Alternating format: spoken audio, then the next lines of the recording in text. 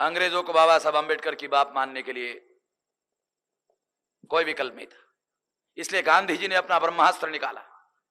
उनके पास भी एक ब्रह्मास्त्र था। गांधी जी ने अंग्रेजों को धमकी दिया, क्योंकि उनके पास दलील जो थी वो खत्म हो गई थी।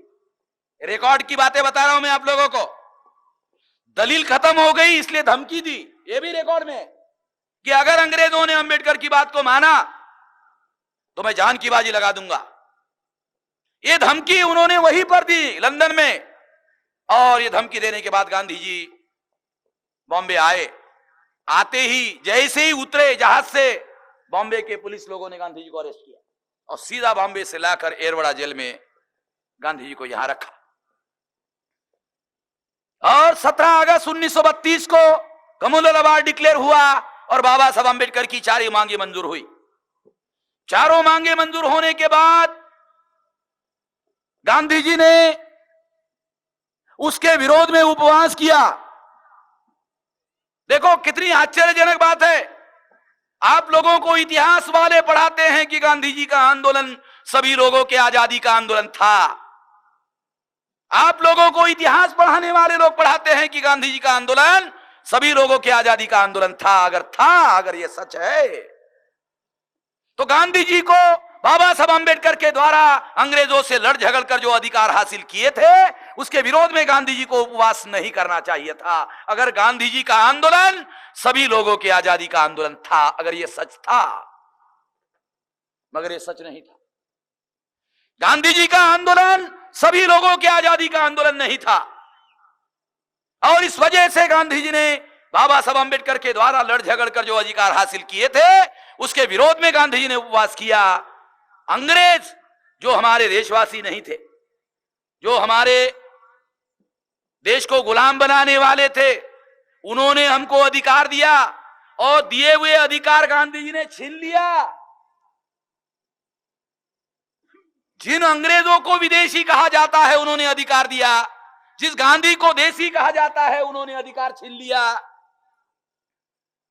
है हमारे लोगों को पता इसके बारे में? कुछ है कोई जानकारी हमारे लोगों को?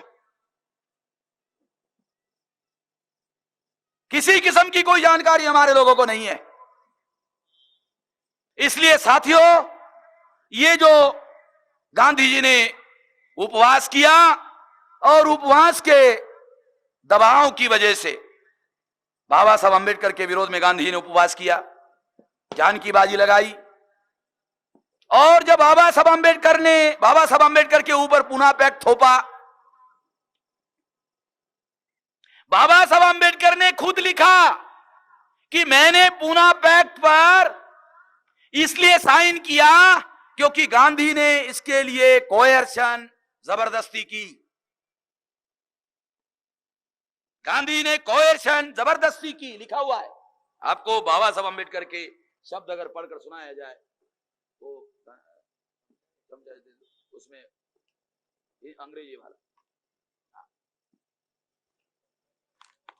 अगर बाबा साहब अंबेडकर के शब्द अगर आपको पढ़कर सुनाया जाए तो आपको पता चलेगा कि ये बात उन्होंने जबरदस्ती की है। ये बात उन्होंने खुद बाबा साहब अंबेडकर ने लिखी हुई है और इससे ये पता चलता है।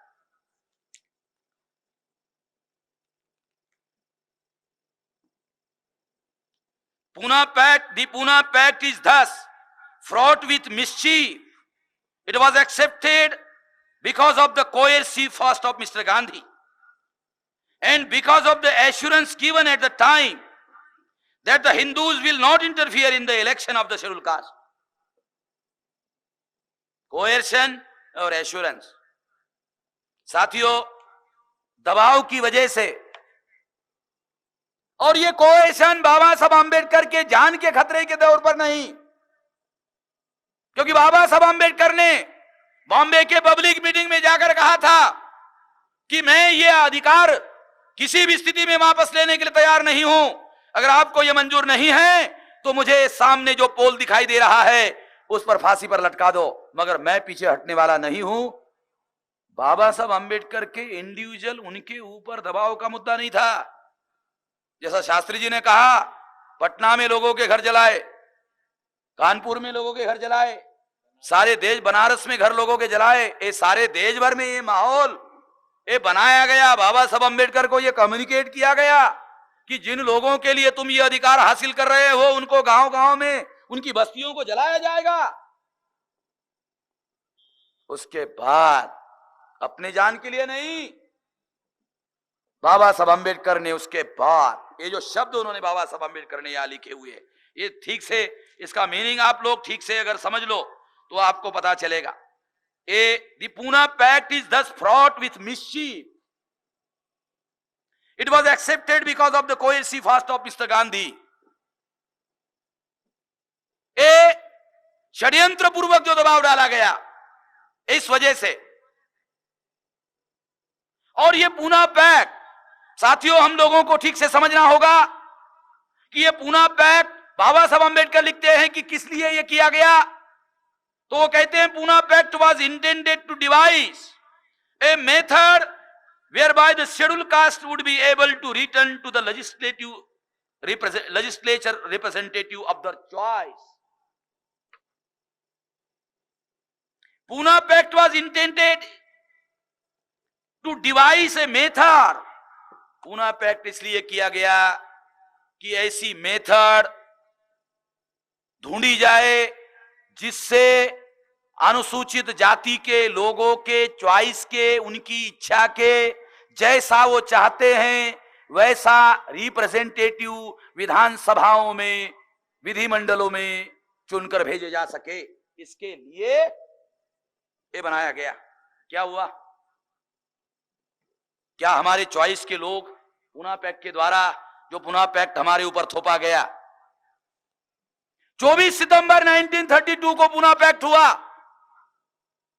पूना पैक्ट ने क्या किया? जो 4 अधिकार बाबा साहब अम्बेडकर ने हासिल किए थे उसमें से 2 अधिकार खत्म हो गए।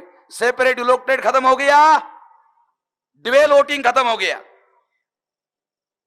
सेपरेट इलेक्टेड खत्म होने से क्या हुआ? हम अपने सच्चे लड़ने झगड़ने वाले जैसे रामलाल जी, जैसे राजनाथ जी, ये लड़ने झगड़ने वाले लोग,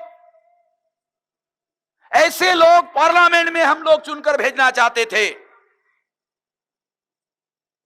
इसके लिए बाबा साहब अम्बेडकर लड़ाई लड़ रहे थे। मगर क्या हुआ? सेपरेट इलेक्टेड खत्म होने की वजह से जॉइंट इलेक्टेड आ गया, और जॉइंट इलेक्टेड की वजह से हमारे समाज के दलाल और बड़वे किस्म के लोग चुनकर जाने लगे। बाबा साहब अम्बेडकर ने इसके लिए शुरू में हम जानते थे 3 अंग्रेजी के शब्द उन्होंने इस्तेमाल किए। नंबर 1, पहला शब्द उनका इनके विरोध में कि कैसे लोग चुनकर जाने लगे, टूल।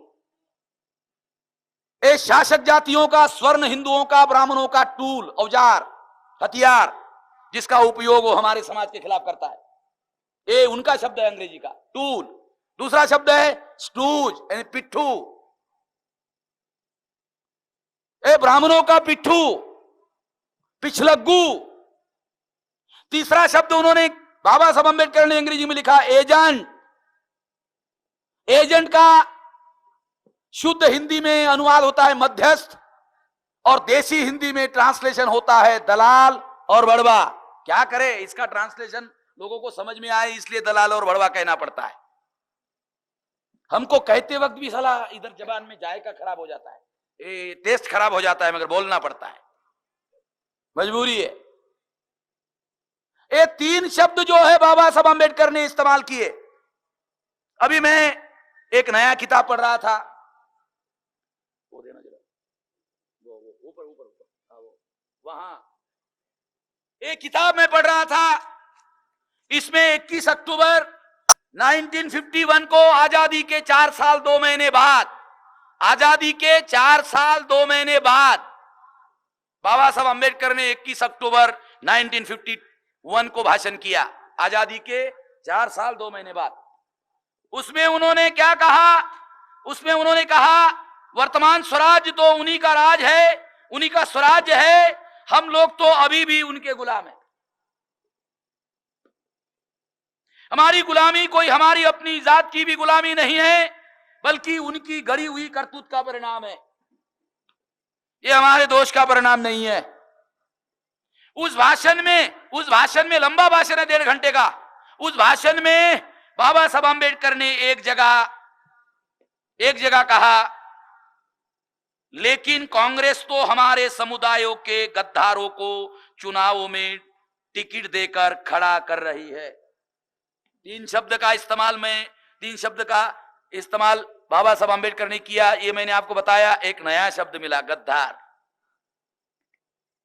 फिर मैं भाषण पढ़ता रहा तो उसमें एक जगह कुत्ता भी मिला। ये आपको पढ़कर सुनाता हूं।